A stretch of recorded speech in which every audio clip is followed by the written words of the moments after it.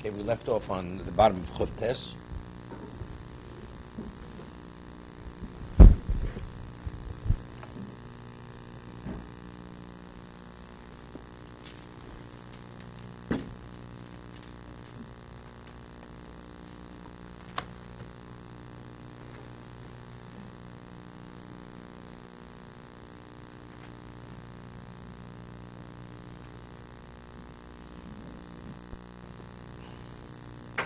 We mentioned yesterday in Machlokes Rishonim regarding Pidyon Aben.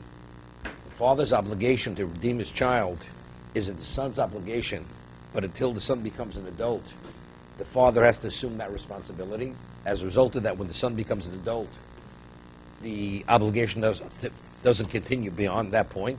The father is absolved. Or we say, no, the obligation of the father is independent of the son. So we've mentioned the Chinuch says explicitly that even when the son becomes an adult, he has an obligation to redeem his son.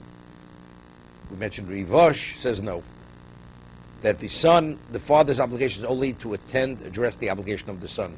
Once the son becomes an adult, he's responsible for himself. The father no longer has an obligation. I mean, same thing, same argument, same type of, right? It doesn't mean the same way you hold one, you hold the other necessarily. I don't know.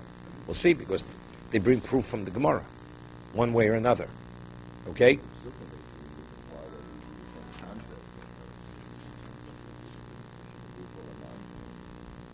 Maybe yes, maybe not. We'll see. No. We're talking about a Bechor has to be redeemed. Yes or no? A person's an adult, he wasn't redeemed, he has to redeem himself, right? Nobody argues that. Now the question is, what's the father's obligation? Father's obligation of Pidyon Aben for his son. Is he addressing the son's obligation, or is his obligation independent of the son? So this Gemara over here, Tanu Rabbanan, the Brisa, who liftos or below liftos? He has to redeem himself, he has to redeem his son. And let's say, we'll speak right now, he only has 5 sloim. Who takes precedence? Who called him the Beno? The Chachomim say, the Tanakh says he takes precedence over his son. Okay? Rav Yehuda Omer, Beno Kodmo. No. The son takes precedence over the father. Why? Shezeh mitzvaso oviv. Because the mitzvah that he has for himself, that mitzvah was upon his father. V'zeh mitzvahs b'no olav. But here, the mitzvah is upon the son. The mitzvah of the son is upon him. That's his obligation. So, they explain, what's mitzvah so alaviv? I'm speaking about the father's an adult. That since his father is responsible for him, and he's responsible for his son, so he's an adult. So how can you tell me, zeh mitzvah so alaviv? So we see that even as an adult, the mitzvah is still upon what? Upon the father. That's number one. Secondly, if we say in either case the father independently has an obligation to address the need of the child, whether he's an adult or not, in either way it's a mitzvah shebegufa. Because the Gemara is going to differentiate, because what pertains to himself, that relates to him personally. But if the obligation to the son is no different, in terms of it's his personal obligation, even if the son's an adult, so what difference does it make if he's redeeming himself, he's redeeming his son? This is what the Chinuch and it's a Truas Rashba says, to indicate, to prove that it's the obligations on the father, independent of the son. Omer Rabbi Yirmiyah.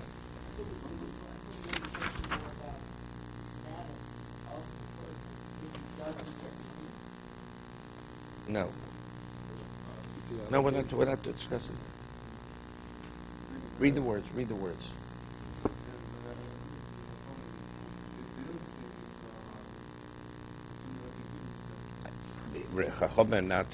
Who liftos? No liftos. Who called him? No. He takes precedence, but we'll bring proof from Rabbi Yehuda. But they're not arguing in the context of how the mitzvah manifests itself. He's just giving the rationale. They're not arguing in the Machlokes Rishonim over here. What exactly is the obligation of the father to the son? Well, we didn't get to Rabbi Yirmiyah yet. We'll see. Rabbi Yirmiyah, Hakol Modim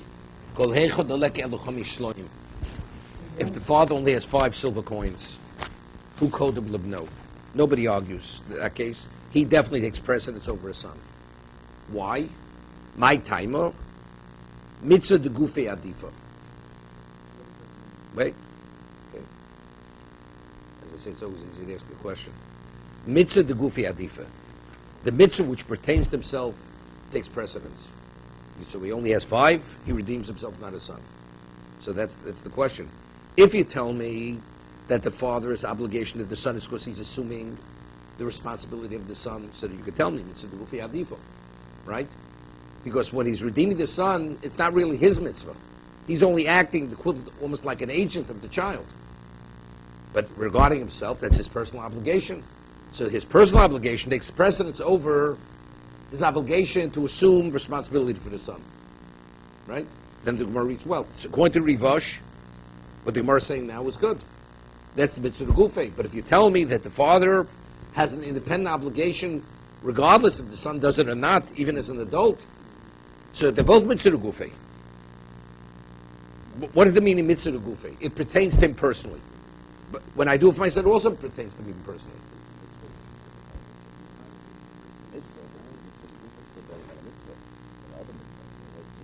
What does the meaning of gufei?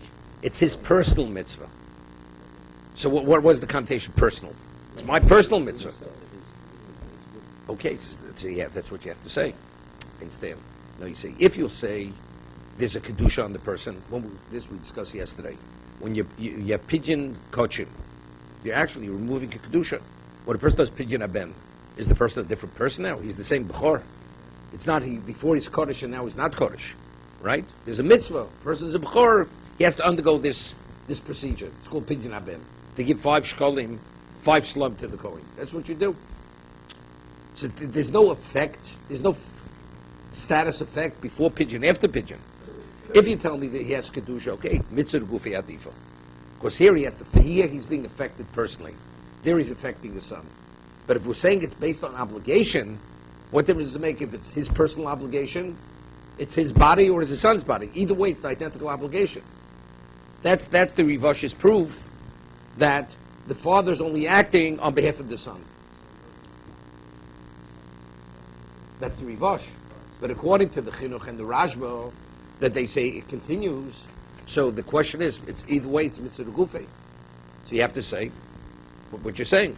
Mitzvah guf means even though the obligation is identical, he's obligated to redeem himself, but since one pertains to himself, am I redeemed, not redeemed? Even though there's no effect, there's no change in status, for some reason, that's reason to say that you take precedence over your son. What's the rationale? It's a difficult rationale. Because it's you. But they're both you. Right? They're both you.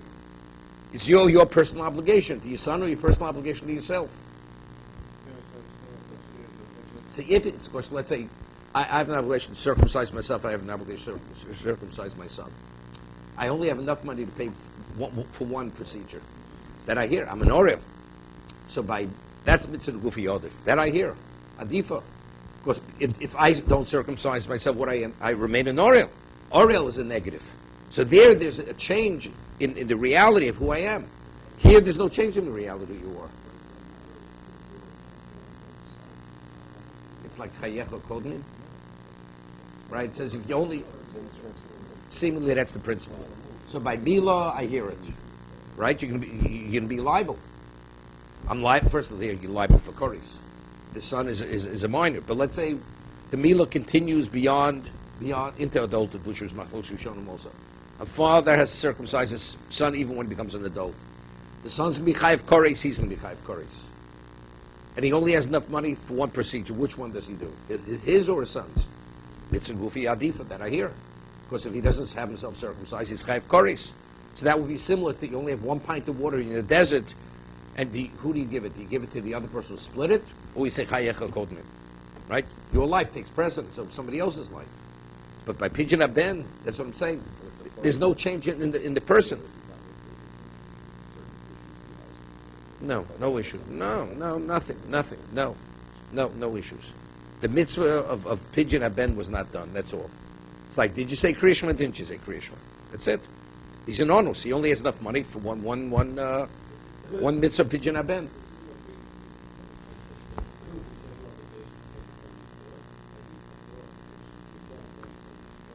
He's not saying. That's not what he's saying.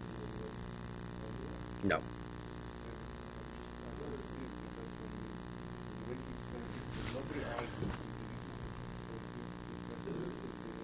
Mitzvah to gufay. Nobody argues, correct?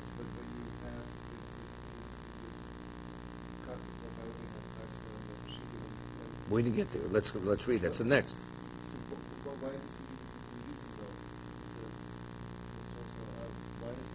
We'll see. Well, let's read the Gemara.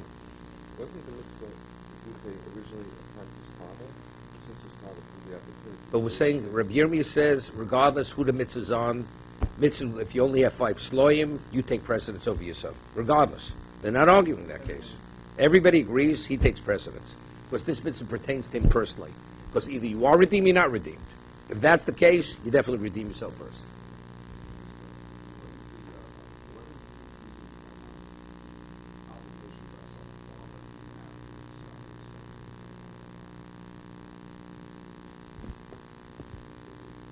A parent is responsible for his child as long as he's alive.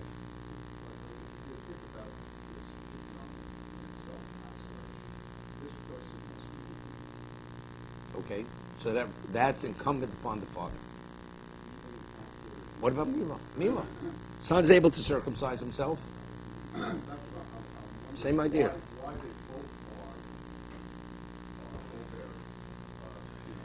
You both have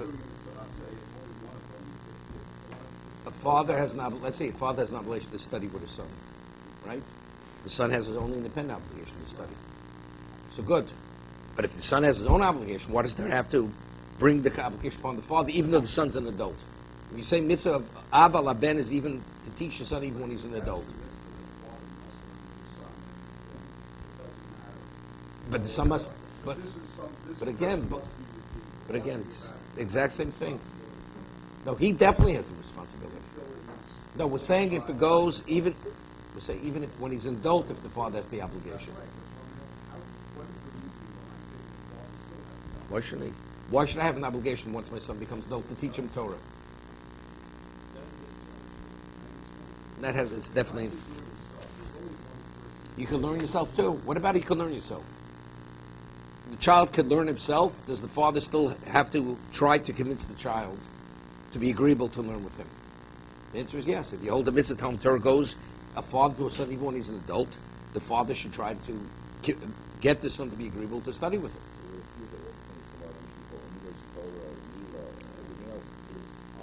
Ongoing, according to the Rishonim. They even bring a proof from that. Since the Brisa listens, Lasiu Isha. Lasiu Isha is when he's an adult. So just as that's when he's adult, all the other things are also when he's adult. Right. We spoke about this. Machlokes Rishonim. Okay. Keep leak. It's irrelevant. Everybody agrees with the mother is not. The question is, why is she exempt?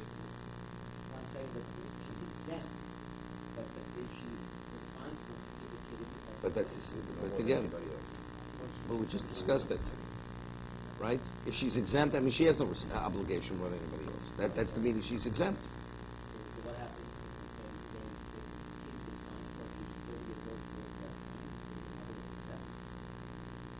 Let's say a parent, the father doesn't circumcise.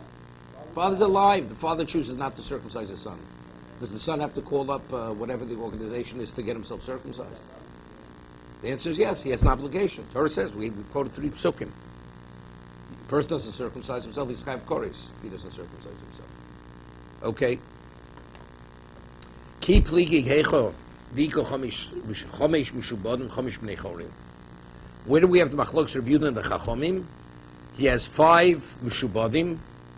He has a property which has a lien on it for 5 sloim.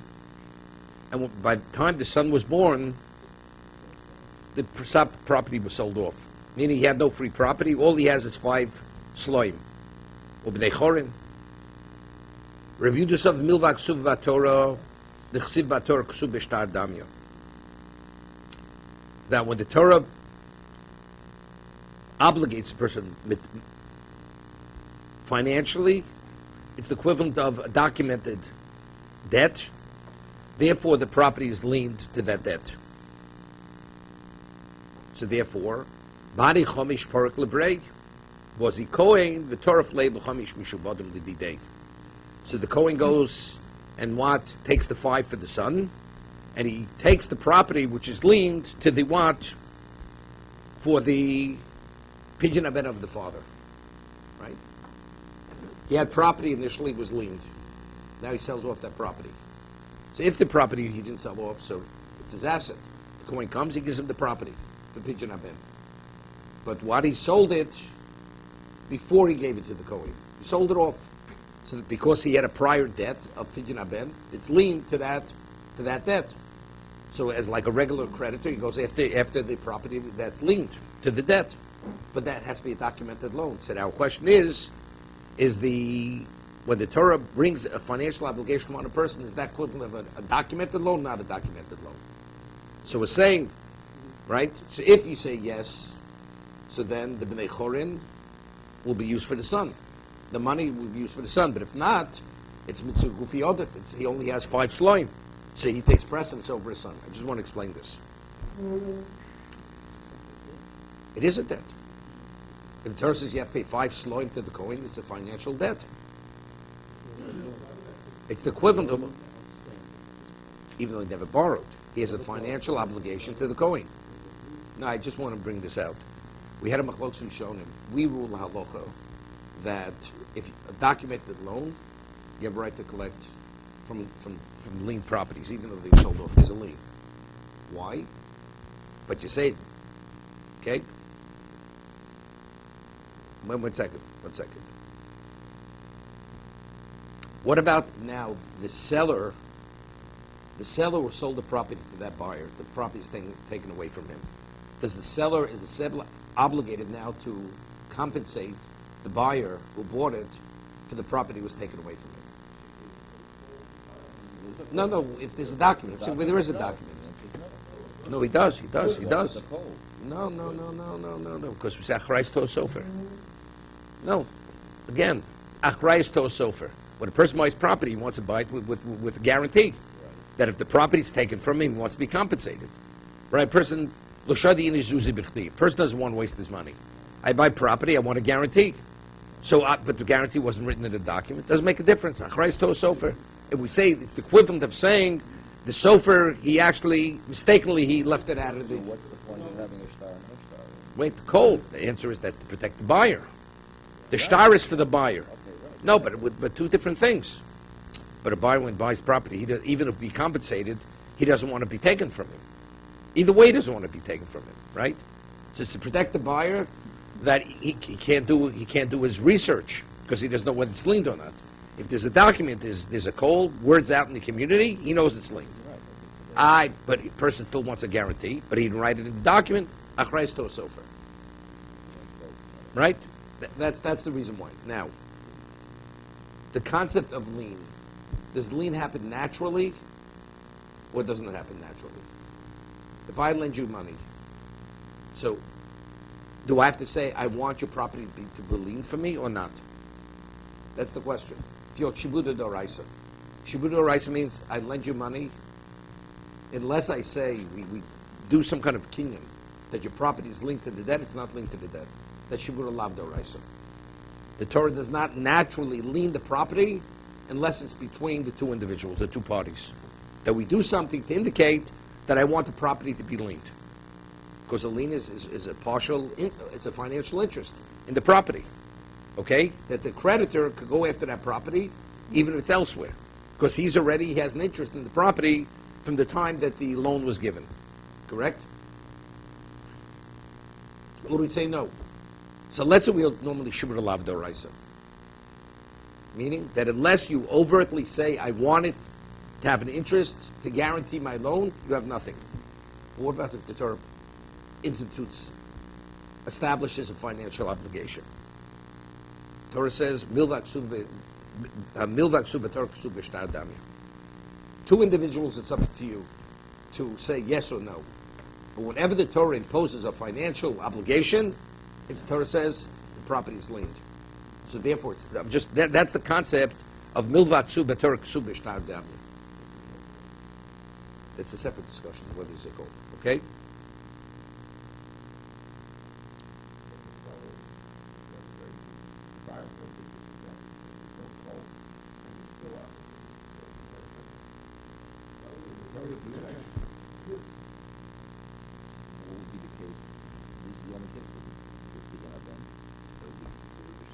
No, you can have, what about mazik?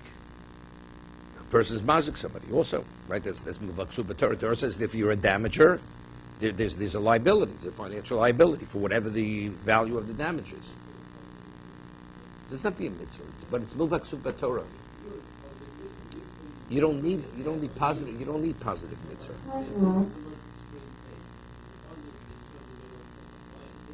No, but the mitzvah. You owe money. Torah says you owe money to the Kohen. The Torah says you owe money to the Kohen. A Bechor comes 30 days, you owe money to the Kohen. It's a fact. The question is whether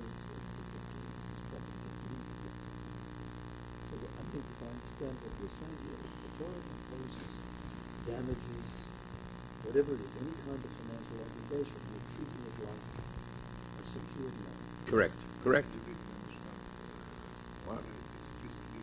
It's the equivalent of writing a shtar. So his property is liened. That man goes and does. Yeah, but what would we say that when the Torah imposes a financial responsibility, it's not liened? So that means you have no right to go after the property. Property is not liened. This is an argument. So that's the equivalent. You only have 5 coins. This is This is the argument. the dispute. In this particular, but let's say if he has only five coins, everybody agrees.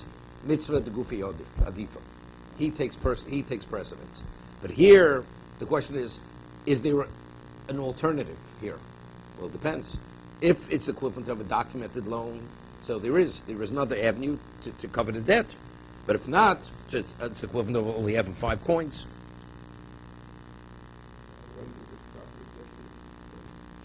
When he was 30 days old. Doesn't make a difference. When he became, it depends. The son, what do you think? The son's an adult. The father didn't redeem him. If now the son has an obligation, he has free property, his property is linked to that debt. Now he sells off the property. The son sells off the property. So the property he sold off is linked to those 5 sloim that he owes the Kohen.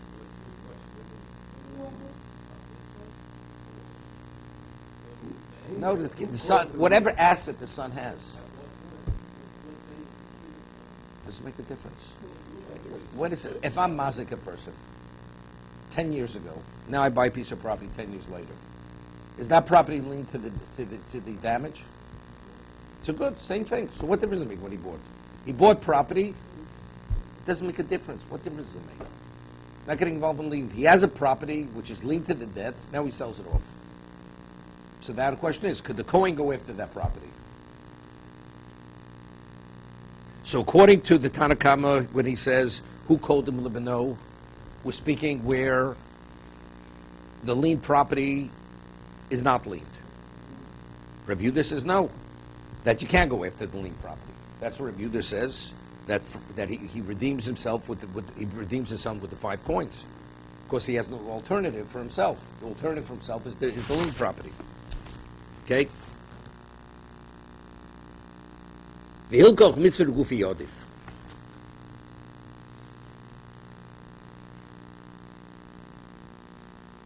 I mean, it's a little dochik. You read the words of the Machlokes of Rabbi Yehuda and the Chachamim. You know, just doesn't even read into the words here. Who liftos no liftos? Who called him Libno? Why is who called him Libno? Because he only has 5 slime. Rabbi Yehuda says Beno Kodmo. Why? She's a mitzvosu al oviv. She's a mitzvah b'do olav. It has nothing to do with it. It's because he has the equivalent of the value of two amounts of money, which is able to cover both obligations. It has nothing to do. She's a mitzvosu al oviv, because his mitzvah was his father's obligation vis-a-vis him. No, but it has no relevance to what the Gemara is saying now. So what I think you have to say is, it's saying it like saying like scratching your left ear with your right hand over here. It's like saying that since it preceded it, So the property he had before already is linked. Because mitzvah so aviv, it was his father's obligation to him. So therefore, the obligation was an earlier obligation. This is a new obligation. So therefore, since it's a new obligation, the property, when he had the property, this obligation didn't exist yet. Didn't exist yet. I mean, it's a dochik in the words.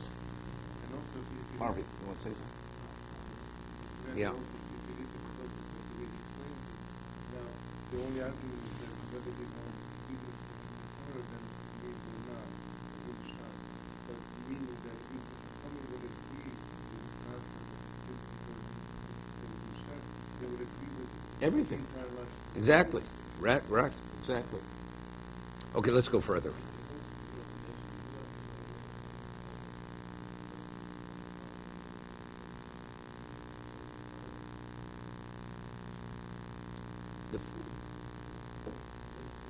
Everybody agrees when the father, let's guess another question. The father had an obligation, had a piece of property, sold it off.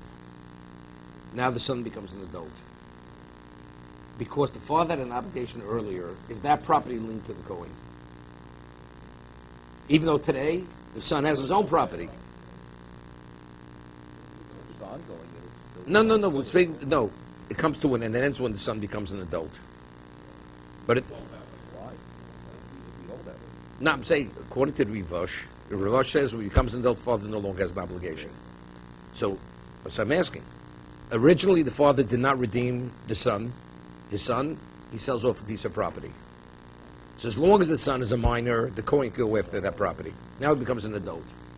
Now that the son has his own obligation, could he go after that property? Because today he's no longer responsible to the son. I don't know. Well, it is his charge. Maybe it is. Because now the son takes over the debt. It's like because the son now takes over the debt. He becomes the new debtor. The father's no longer a debtor. He's a debtor as long as the son's not a debtor. But now he's no longer a debtor. I mean, logically, I would say the property's not linked any longer.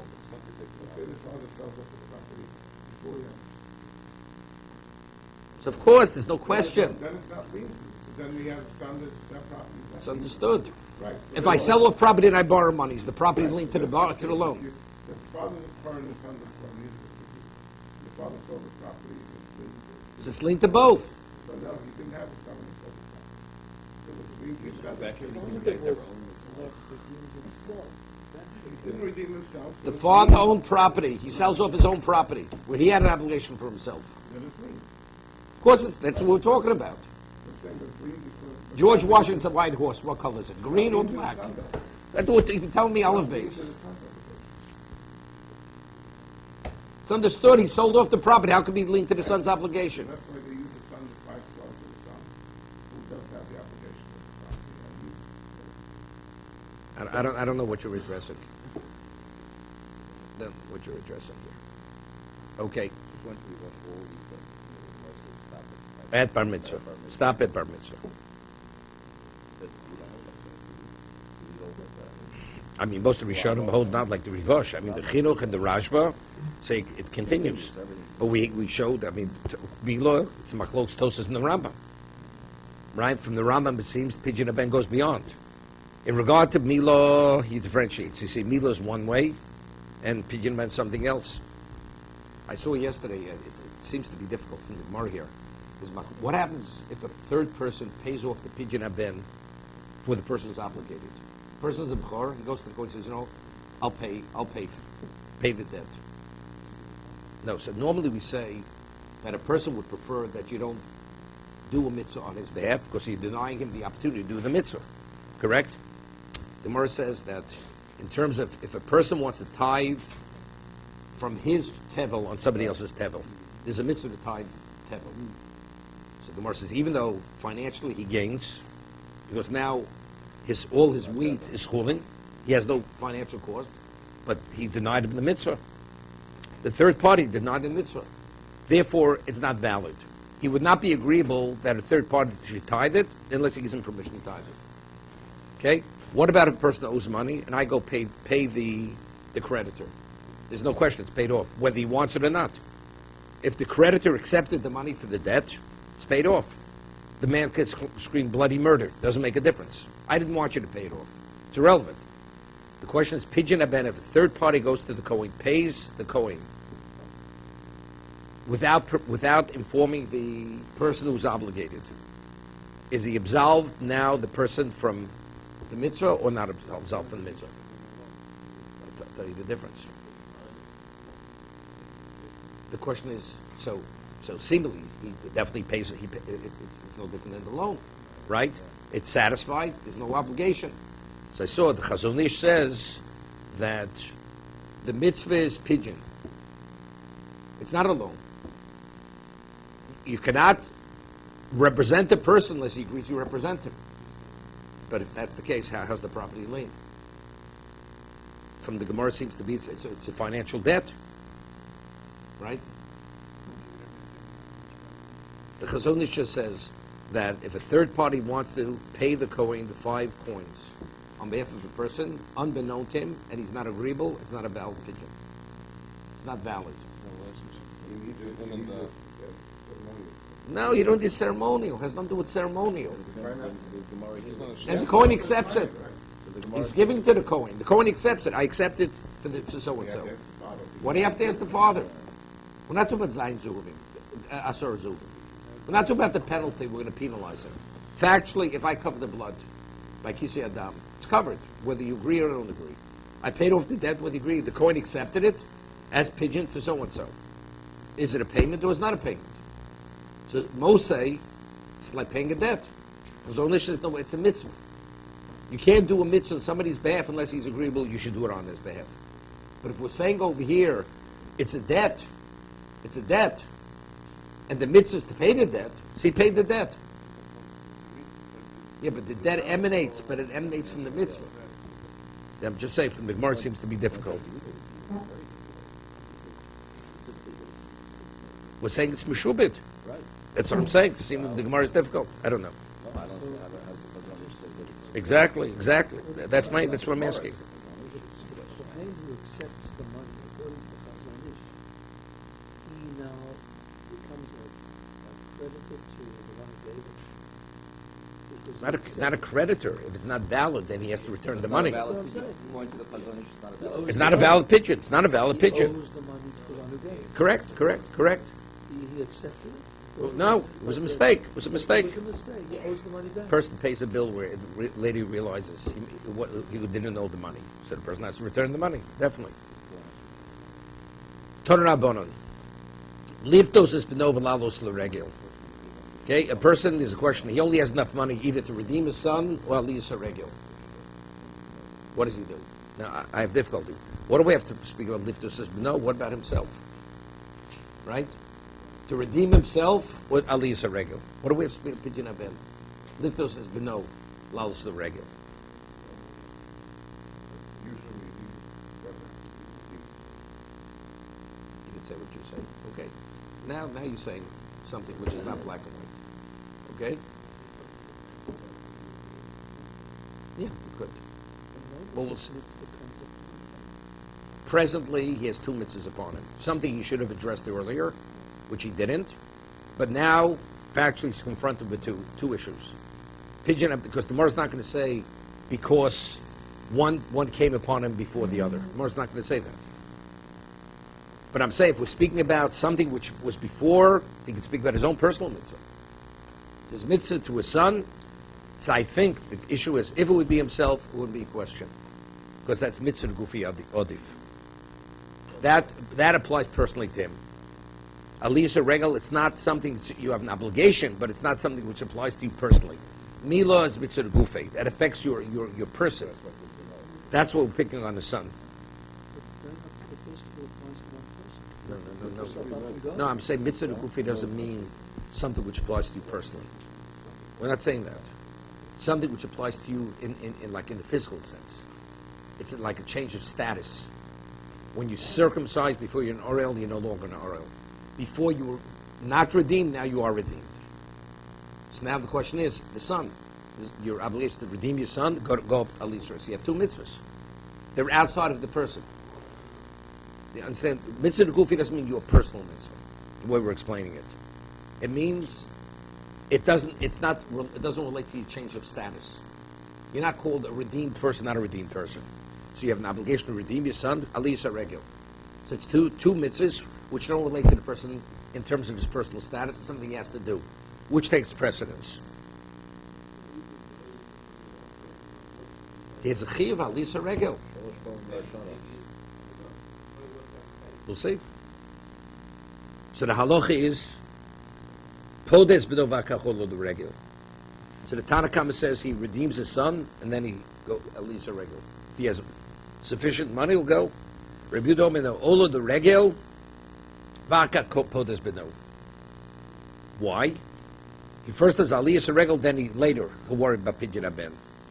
Shazu mitzvah overis, zu mitzvah she'ein overis. Because one's a mitzvah that passes, and the other doesn't pass. Because if he goes and redeems his son, he's not going to have money aliyas regel. Once Yom Tov is over, he's not able to fulfill the mitzvah. So if it's a passing mitzvah, pidyon haben, he'll do it at a later date. No, first of all, maybe he's still responsible. It's machlos rishonim. And even so, the man has years till he's going to be bar mitzvah. The child's 30 days old. So then it'll be the same thing. Let's say it's right before his bar mitzvah. He has 1 day left, so either it's aliyas regel or they're both. So he's clearly, we're not speaking about that, right? So zu mitzvah vezu mitzvah shein overis. Gemara says, Bishlam the Rabbi Yehuda, we understand kid komar, timer. Rabbi Yehuda is explaining his position. Why regel takes precedence over pidyon haben? El Rabbana my time ayu. What's their rationale? Okay, to be continued.